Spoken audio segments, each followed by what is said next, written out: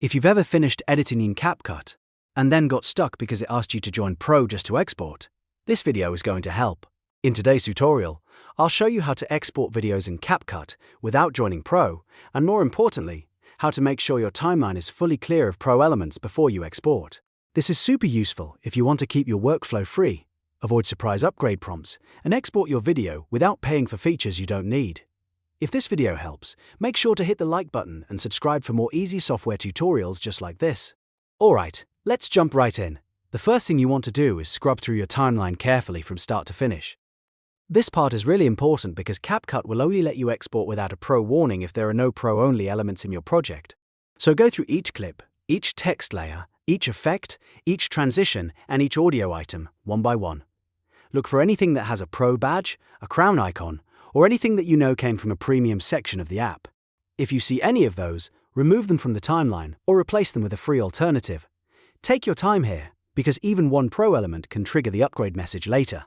Once you've removed all Pro elements, the next step is to test whether your project is clean.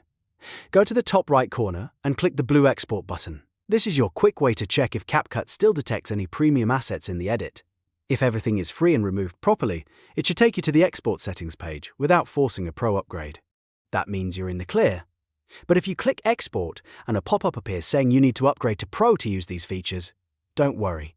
That just means there is still at least one Pro item somewhere in your project. In that case, go back into the timeline and check everything again.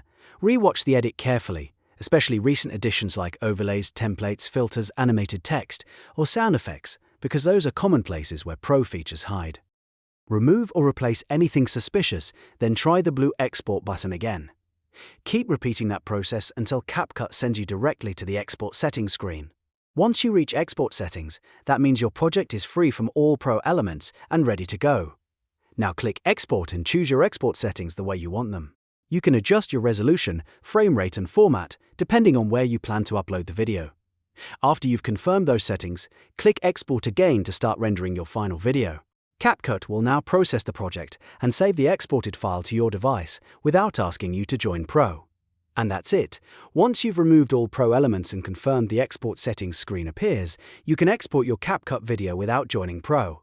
If this tutorial saved you time, don't forget to like the video and subscribe for more CapCut tips, editing tricks, and simple step-by-step guides. Thanks for watching, and I'll see you in the next one.